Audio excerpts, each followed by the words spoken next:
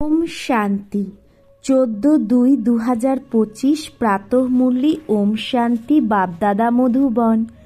বাবা বলেছে, মিঠে বাচ্চে, তোমরা শ্রীমত পেয়েছ যে আত্ম অভিমানী হয়ে বাবাকে ইয়াদ করো।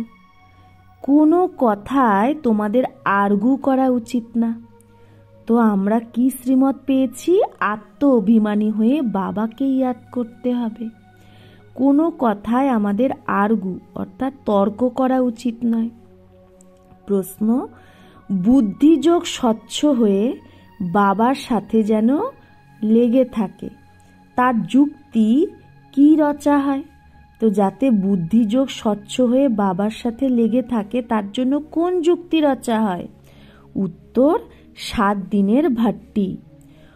কোনো নতুন কেউ যদি আসে তো তাকে 7 দিনের জন্য ভাট্টিতে বসাও, যার দ্বারা তার বুদ্ধির কিচড়া বের হয়ে যায় আর গুপ্ত বাবা, গুপ্ত পড়া আর গুপ্ত বর্ষাকে চিনতে পারে। যদি এমনি বসে যায় তাহলে কনফিউজড হয়ে যাবে, কিছুই বুঝবে না। তো বাবা বলছে 7 দিনের ভাট্টিতে কোনো নতুনকে বসাও, যার দ্বারা তার বুদ্ধির কিচড়া বেরিয়ে যাবে আর গুপ্ত বাবা, গুপ্ত পড়া আর গুপ্ত বর্ষাকে চিনতে পারবে। যদি এমনি বসে যায় তাহলে কনফিউজড হয়ে যাবে, কিছুই বুঝবে না।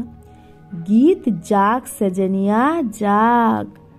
ওম শান্তি। বাচ্চাদের জ্ঞানীতু আত্মা বানানোর জন্য এইরকম যে গীত আছে সেটা শুনিয়ে তার অর্থ বলে দেওয়া উচিত, তাহলে বাণী খুলবে, তাদেরও বাণী খুলবে। মালুম পড়েগা, তারা জানতে পারবে যে কোথায় সৃষ্টির আদি মধ্য অন্তের জ্ঞান বুদ্ধিতে আছে কি নেই, তাই না? বাবা বলছে তুমি যদি গীতের অর্থ বুঝিয়ে তাকে বলো তাহলে তার বাণী খুলবে, তো বোঝা যাবে কতটা সে সৃষ্টির আদি মধ্য অন্তের জ্ঞান বুদ্ধিতে ধারণ করেছে। তোমাদের বাচ্চাদের বুদ্ধিতে তো উপর থেকে নিয়ে মূল বতন, সূক্ষ্ম বতন, স্থূল বতনের আদি মধ্য অন্তের সারা রহস্য যেন কি চমকায়। তাহলে আমাদের বুদ্ধিতে তো এই জ্ঞানগুলো একদম ভরা আছে না? বাবার কাছেও এই জ্ঞান আছে যেটা তোমাদের শোনায়। এটা একদম নতুন জ্ঞান। ভালে শাস্ত্র আদিতে নাম আছে, কিন্তু সেই নাম লেনে সে अटक पड़ेंगे, ডিবেট करने लग पड़ेंगे। তো শাস্ত্র আদিতেও নাম আছে, কিন্তু সেই নাম নিলে লোকে আটকে যাবে, সেইখানেই ডিবেট করতে লেগে যাবে। এখানে তো একদম সিম্পল রীতি বাবা বোঝায় যে ভগবানুবাচ, আমাকে ইয়াদ করো, আমি পতিত পাবন। কখনো শ্রীকৃষ্ণকে বা ব্রহ্মা বিষ্ণু শঙ্কর আদিকে পতিত পাবন বলা যায় না। সূক্ষ্ম বতনবাসীদেরও তোমরা পতিত পাবন বলতে পারো না। তো স্থূল বতনের মনুষ্য পতিত পাবন কি করে হতে পারে? যখন সূক্ষ্ম বতনবাসীরাই পতিত পাবন হতে পারে না, তাহলে স্থূল বতনের ওরা কি করে পতিত পাবন হবে, স্থূল বতনের মানুষ? তাই বাবা বলছে শ্রীকৃষ্ণ, ব্রহ্মা বিষ্ণু শঙ্কর কেউই পতিত পাবন না। এই জ্ঞানও এখন তোমাদের বুদ্ধিতে আছে। শাস্ত্রের ব্যাপারে বেশি আর্গু করা ভালো না, অনেক বাদ বিবাদ হয়ে যায়, একে অপরকে লাঠিও মারতে লেগে যায়। তোমাদের তো খুব সহজ করে বাবা বোঝায়, শাস্ত্রের কথায় টু মাচ যাওয়া যাবে না। মূল কথাই হলো আত্ম অভিমানী হওয়ার, নিজেকে আত্মা ভাবতে হবে আর বাবাকে ইয়াদ করতে হবে। এই শ্রীমতই হলো মুখ্য, বাকি সব ডিটেল। বীজ কত ছোট, বাকি ঝাড়ের বিস্তার। তো এই জ্ঞানটারও আসল যে কথা আত্ম অভিমানী ভব, সেটা কত ছোট, বাকি সব হলো জ্ঞানের বিস্তার। যেরকম বীজের মধ্যে সারা জ্ঞান মিশে থাকে, সেরকম এই সারা জ্ঞানও বীজের মধ্যে মিশে আছে। তোমাদের বুদ্ধিতে বীজ আর ঝাড় চলে এসেছে। যেভাবে তোমরা জানো সেরকম আর কেউ বোঝে না। ঝাড়ের আয়ুই মানুষ লম্বা লিখে দিয়েছে, লাখ লাখ বছর লিখে দিয়েছে। বাবা বসে বীজ আর ঝাড়ের বা ড্রামার চক্রের রহস্য বোঝায়। তোমরা হলে সদর্শন চক্রধারী। আমরা কি? সদর্শন চক্রধারী। কোনো নতুন কেউ যখন আসবে, বাবা মহিমা করে কি সদর্শন চক্রধারী বাচ্চা, তো কেউ বুঝতেই পারবে না এই কথাটা শুনে কি বলছে এটা। তারা তো নিজেকে বাচ্চা ভাবেই না, না? তো এইখানে বাবাও গুপ্ত, তো নলেজও গুপ্ত, আবার বর্ষা সম্পত্তিটাও গুপ্ত। নতুন কেউ শুনে একদম অবাক হয়ে যায়। তাই 7 দিনের ভাট্টিতে বসানো হয়। এই যে 7 দিনের ভাগবত বা রামায়ণ আদি রাখে না, বাস্তবে এটাই এই সময় 7 দিনের জন্য ভাট্টিতে রাখা হয়। তাহলে বুদ্ধিতে যত কিচড়া আছে সেগুলো বেরিয়ে যায়, আর বাবার সাথে বুদ্ধিযোগ লেগে যায়। এখানে এখন সবাই হলো রোগী। সত্যযুগে এই রোগ হয় না। এটা হলো আধা কল্পের রোগ, 5 বিকারের। 5 বিকারের রোগ খুব ভারী। সেখানে তো দেহি অভিমানী থাকে। কোথায়? সত্যযুগে। তোমরা জানো সেখানে যে আমি আত্মা, এক শরীর ছেড়ে আর এক শরীর নেই। তোমাদের কালের ওপর জিত পড়ানো হয়। কাল কাল মহাকাল বলে না, তো মহাকালেরও মন্দির হয়। শিখরা আবার অকাল তখ্ত বলে। বাস্তবে অকাল তখ্ত কোনটা? এই ভ্রুকুটি, যাকে কাল খায় না, মানে ভ্রুকুটির মাঝে, এইটাই তো আত্মার তখ্ত, সিংহাসন, যেখানে আত্মা বিরাজমান। সব আত্মারাই এই অকাল তক্তেই বসে থাকে, এই ভ্রুকুটি মাঝে। এটা বাবা বসে বোঝায়। বাবার তো নিজের কোনো তখ্ত নেই, তাই না? বাবা তো কোনো ভ্রুকুটিই নেই। সে এসে এই ব্রহ্মার তখ্ত, সিংহাসন নেয়। এই সিংহাসনে বসেই, এই আসনে বসেই, ব্রহ্মার ভ্রুকুটিতে বসেই তোমাদের বাচ্চাদের বাবা তাওসির তখ্ত নসীন বানায়, সিংহাসনের অধিকারী বানায় বাবা। তোমরা জানো সত্যযুগের সে তখ্ত, রাজ সিংহাসন কিরকম হবে, যেখানে লক্ষ্মী নারায়ণ বিরাজমান হয়। তো তাওসির তখ্ত গাওয়া হয় না? তো লক্ষ্মী নারায়ণ যে সিংহাসনে বসবে, সেই সিংহাসনের পেছনে কার চিত্র থাকবে? বিষ্ণুর। তো বিচার করতে হবে তাকে ভোলানাথ ভগবান কেন বলা হয়? শিব বাবাকে ভোলানাথ ভগবান বললে বুদ্ধি উপরে চলে যায়। সাধু সন্ত আদি আঙ্গুল দিয়ে ইশারাও এইরকম করে না, যে উনকো ইয়াদ করো, সেই উপরালাকে ইয়াদ করো। কিন্তু যথার্থ রীতি কেউ জানে না। এখন পতিত পাবন বাবা সম্মুখে এসে বলে মুঝে ইয়াদ করো, তাহলে তোমার বিকর্ম বিনাশ হবে, গ্যারেন্টি। গীতায় লেখাও আছে, কিন্তু তোমরা গীতার একটা উদাহরণ বের করলে মানুষ 10টা বের করবে, তাই দরকার নেই। যে শাস্ত্র আদি পড়েছে সে কি ভাববে যে আমি লড়তে পারবো এদের সাথে? তোমরা বাচ্চারা যারা এই শাস্ত্র আদিকে জানোই না, তো তোমাদের সে শাস্ত্র আদির নামও নেওয়া উচিত না। শুধু বলো ভগবান বলে আমাকে, মানে আমি তোমার বাবা, আমাকে ইয়াদ করো, তাকেই পতিত পাবন বলা হয়। গায়ও না পতিত পাবন সীতারাম। সন্ন্যাসীরাও যেখানে সেখানে ধুন লাগাতে থাকে। তো এইরকম মতান্তর তো অনেক আছে না? এই গীত কত সুন্দর।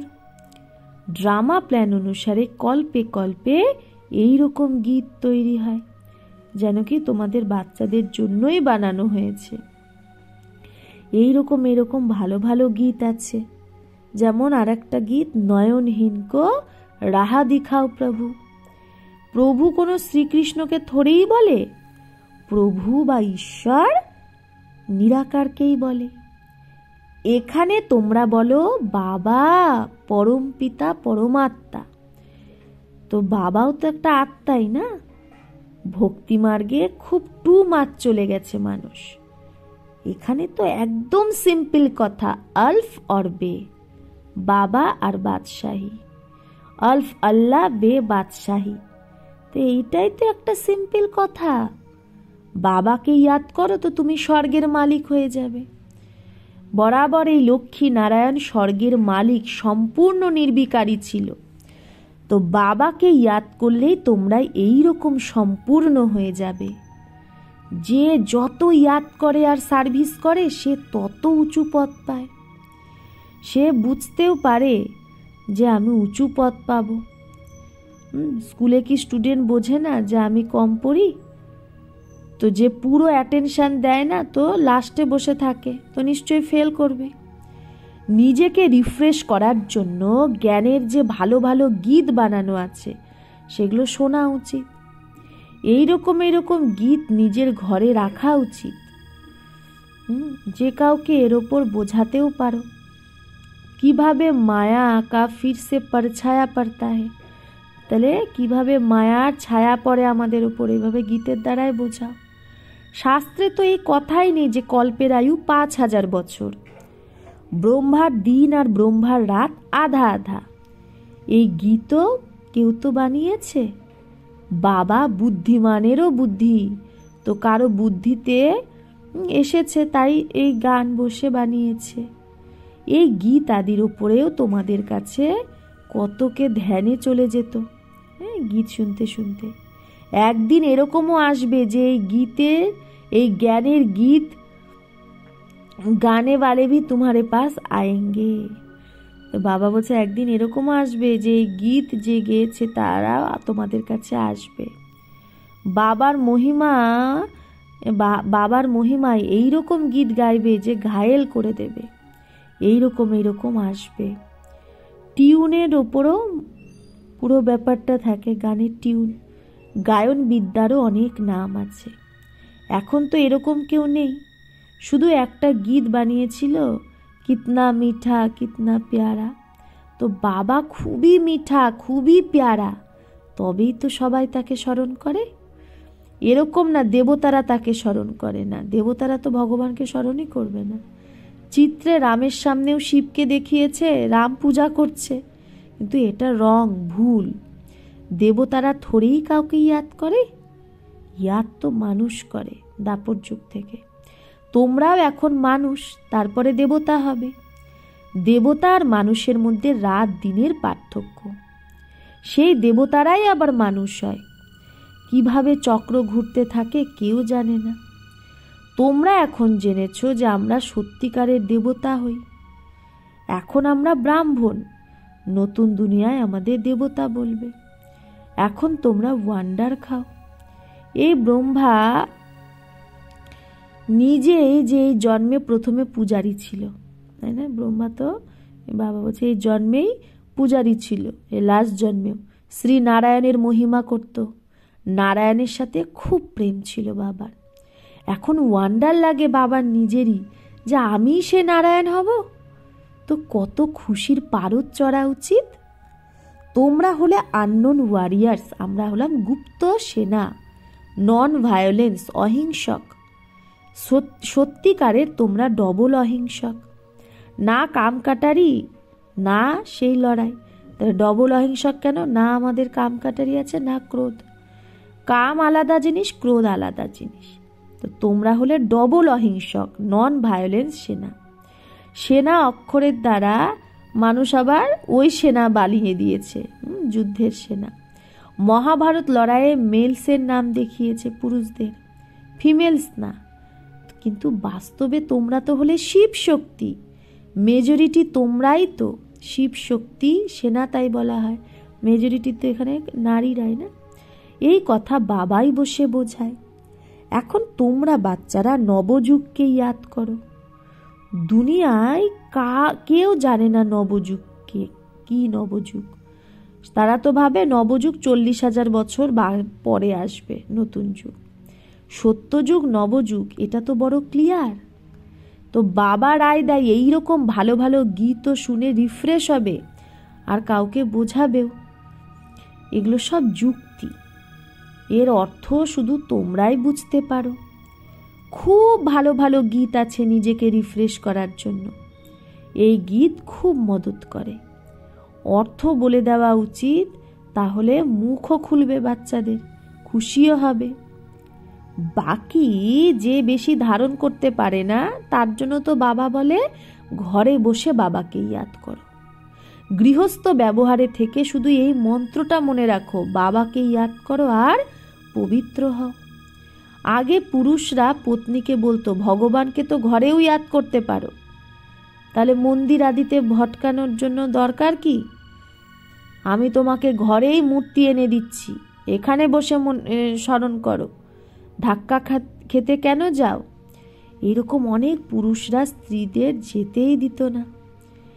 জিনিস তো একই, পূজা করতে হবে আর ইয়াদ করতে হবে। যখন একবার দেখে নিয়েছো তাহলে এমনিই ইয়াদ করতে পারবে, এরকম। তো শ্রীকৃষ্ণের চিত্র তো কমন, ময়ূর মুকুটধারী। তোমরা বাচ্চারা সাক্ষাৎকার করেছো, কিভাবে সেখানে জন্ম হয় সেটাও সাক্ষাৎকার করেছো, কিন্তু তোমরা কি সেই ফটো বের করতে পারবে?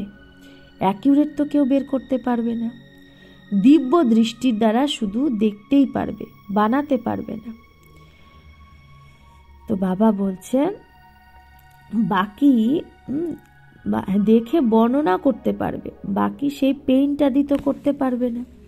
ভালে হোশিয়ার পেইন্টার হোক, যতই হোশিয়ার পেইন্টার হোক, সাক্ষাৎকারও করুক, তাও অ্যাকিউরেট সেই ফিচার তো বের করতে পারবে না। তো বাবা বোঝায় কারোর সাথে বেশি আর্গু করা উচিত না। বলো তোমাদের তো পাবন হওয়া নিয়ে কাজ না, আর শান্তি চাও তো বাবাকে ইয়াদ করো আর পবিত্র হও। পবিত্র আত্মা এখানে থাকতে পারবে না, সে চলে যাবে ফেরত। আত্মাদের পাবন বানানোর শক্তি এক বাবার মধ্যেই আছে, আর কেউ পাবন বানাতে পারে না। তোমরা বাচ্চারা জানো এটা হলো পুরো স্টেজ, এর উপরে নাটক হয়। এই সময় সারা স্টেজে রাবণের রাজ্য, সারা সমুদ্রে সৃষ্টি দাঁড়িয়ে আছে। এটা হলো বেহদের টাপু, আর সেটা হলো হদের। এটা হলো বেহদের কথা, যার উপরে এই বেহদের টাপুতে আধা কল্প দৈবী রাজ্য হয়, তো আধা কল্প আসুরি রাজ্য হয়। তো খণ্ড তো আলাদা আলাদা, কিন্তু এটা হলো সারা বেহদের ব্যাপার। তোমরা জানো আমরা গঙ্গা যমুনা নদীর মিষ্টি নদীর কণ্ঠেই থাকবো সত্যযুগে। গঙ্গা যমুনার মিষ্টি নদীর পাশেই আমরা থাকবো, জলের পাশে।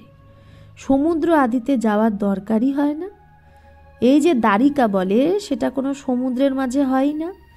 দ্বারিকা কোনো দ্বিতীয় জিনিস না। তোমরা বাচ্চারা সব সাক্ষাৎকার করেছো। শুরুতে এই সন্দেশী আর গুলজার দাদি খুব সাক্ষাৎকার করত, তারা বড় পার্ট বাজিয়েছে, কারণ ভাট্টিতে বাচ্চাদের বেহলানা থা। ভাট্টিতে বাচ্চাদেরকে বাবার সেই রকম আনন্দ দিতে হতো, তার জন্য তারা অনেক সাক্ষাৎকার করত। তো সাক্ষাৎকারের দ্বারাই অনেকে প্রথমে এসেছিল। বাবা বলে আবার লাস্টে খুব বেহলেঙ্গে, লাস্টে আবার সাক্ষাৎকারের পাঠ শুরু হবে। সেই পাঠ আলাদাই। গীতও আছে না, হামনে যো দেখা সো তুমনে নেহি দেখা। তোমরা তাড়াতাড়ি সাক্ষাৎকার করতে থাকবে। লাস্টে যেরকম পরীক্ষার দিন কাছে আসে, তো বোঝা যায় না যে আমি কত মার্কসে পাশ করব। তোমাদেরও এটা পড়া। এখন তোমরা যেন কি নলেজফুল হয়ে বসে আছো। সবাই ফুল তো আর হয় না, সবাই তো আর নলেজফুল না। স্কুলেও সদা নাম্বার বার হয়, তো এটাও নলেজ। কিসের নলেজ? মূল বতন, সূক্ষ্ম বতন, 3 লোকের জ্ঞান তোমাদের আছে। এই সৃষ্টি চক্রকে তোমরা জানো, এটা ঘুরতেই থাকে।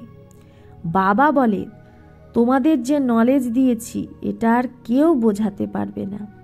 তোমাদের ওপরে বেহদের দশা পড়েছে এখন। কারো ওপর বৃহস্পতির দশা, কারো ওপর রাহুর দশা হয়। তা যাতে এসে তো যার রাহুর দশা হয় সে তো গিয়ে চণ্ডালাদি হবে। এটা হলো বেহদের দশা, আর ওটা হয় হদের দশা। বেহদের বাবা বেহদের কথা শোনায়, বেহদের বর্ষা দেয়। তো তোমাদের বাচ্চাদের কত খুশি হওয়া উচিত। তোমরা অনেকবার বাদশাহী নিয়েছো আর হারিয়েছো। ये तो बिल्कुल पक्की बात है। তাই বাবা বলছে এটা তো একদম পাক্কা কথা যে তোমরা অনেকবার বাদশাহী নিয়েছো আর হারিয়েছো। নাথিং নিউ, তোমরা সদৈব হর্ষিত থাকতে পারো। বাবা বলছে তুমি যদি নাথিং নিউ এর পার্ট পাক্কা করো, যা কিছু হচ্ছে কোনো কিছুই নতুন না, তাহলে তোমরা সদা হর্ষিত থাকতে পারো। নাহলে মায়া ঘুটকা খাওয়ায়। তো তোমরা সবাই সেই এক মাসুকেরই আশিক, আমরা সবাই আশিক না এক বাবার, সব আশিক সেই এক মাসুককেই ইয়াদ করে। সে এসে সবাইকে সুখ দেয়। আধা কল্প তাকে ইয়াদ করেছ, এখন তাকে পেয়েছো তো কত খুশি হওয়া উচিত। যাকে আধা কল্প ধরে ডেকেছো তাকে পেয়েছো, তাহলে কত খুশি হওয়া উচিত। अच्छा, मीठे मीठे सिकिलधे बच्चों प्रति मात पिता बाप दादा का याद प्यार और गुड मॉर्निंग। रूहानी बाप की रूहानी बच्चों को नमस्ते। हम रूहानी बच्चों की रूहानी मात पिता बाप दादा को याद प्यार गुड मॉर्निंग और नमस्ते नमस्ते नमस्ते। शुक्रिया बाबा, आपको लाख लाख शुक्रिया। धारणार जन्य मुख्य सार एक, सदैव हर्षित थाकार जन्य नाथिंग निউ এর পাঠ পাক্কা করতে হবে। বেহদের বাবা আমাদের বেহদের বাদশাহী দিচ্ছে, এই খুশিতে থাকতে হবে না। বেহদের বাবা বেহদের বাদশাহী দিচ্ছে, এই খুশিতে থাকতে হবে। 2, জ্ঞানের ভালো ভালো গীত শুনে নিজেকে রিফ্রেশ করতে হবে, তার অর্থ বের করে অন্যকে শোনাতে হবে। তাহলে জ্ঞানের ভালো ভালো গীত শুনে নিজেকে রিফ্রেশ করতে হবে, তার অর্থ বের করে অন্যকে শোনাতে হবে। বরদান, মায়ার সম্বন্ধকে ডাইভোর্স দিয়ে বাবার সম্বন্ধ দ্বারা যে সওদা করে সেই মায়াজিত মোহজিত ভব। মায়ার সম্বন্ধকে ডাইভোর্স দিয়ে বাবার সম্বন্ধে সাথে যে সওদা করে সেই মায়াজিত মোহজিত ভব। যখন এখন স্মৃতি থেকে পুরানো সওদা ক্যান্সেল করে সিঙ্গেল হও, পুরানো যত সম্বন্ধ সেগুলো ক্যান্সেল করো, সিঙ্গেল হও। আপোষে একে অপরের সহযোগী ভলে থাকো, কিন্তু কম্পেনিয়ন না, সাথী না। কম্পেনিয়ন এক বাবাকে বানাও, তাহলে মায়ার সম্বন্ধ থেকে ডাইভোর্স হয়ে যাবে। মায়াজিত মোহজিত বিজয়ী থাকবে। যদি একটুও কারো প্রতি মোহ থাকে তো তীব্র পুরুষার্থীর বদলে পুরুষার্থী হয়ে যাবে। তাই যা কিছুই হোক খুশিতে নাচতে থাকো, যাই হোক যেটাই হোক খুশিতে নাচতে থাকো। মিরুয়া মত মালুকা শিকার, একে বলে নষ্ট মহা। কারো পৌষ মাস কারো সর্বনাশ, তোমার কিছু হয়ে গেলেও তুমি খুশিতে থাকো, এটাকেই বলে নষ্ট মহা। এই রকম নষ্ট মহা যে থাকে সেই বিজয় মালার দানা হয়। স্লোগান, সত্যতার বিশেষতার দ্বারা ডায়মন্ডের চমককে বাড়াও। তো সত্যতার বিশেষতা দ্বারা কি বাড়াও? ডায়মন্ডের চমককে বাড়াও। অব্যক্ত ইশারা, তার আগে বাবা বলল সত্যতার বিশেষতা যার মধ্যে থাকবে তারই আত্মা চমকাবে। অব্যক্ত ইশারা, একান্ত প্রিয় হও, একতা আর একাগ্রতাকে ধারণ করো। বাপদাদা চায় প্রত্যেক বাচ্চা একরস শ্রেষ্ঠ স্থিতির আসনধারী, একান্তবাসী, অশরীরী, একতা স্থাপক, একানামীর অবতার যেন হয়। একে অপরের বিচারকে বুঝে সম্মান দিয়ে, একে অপরকে ইশারা দিয়ে লেনদেন করে আপোষে সংগঠনের শক্তির স্বরূপ প্রত্যক্ষ করুক। কারণ তোমাদের সংগঠনের একতার শক্তি সারা ব্রাহ্মণ পরিবারকে সংগঠনে নিয়ে আসার নিমিত্ত হবে। তো আমাদের সংগঠনের শক্তি কি করবে? সারা ব্রাহ্মণ পরিবারকে সংগঠনে নিয়ে আসবে। আচ্ছা, ওম শান্তি।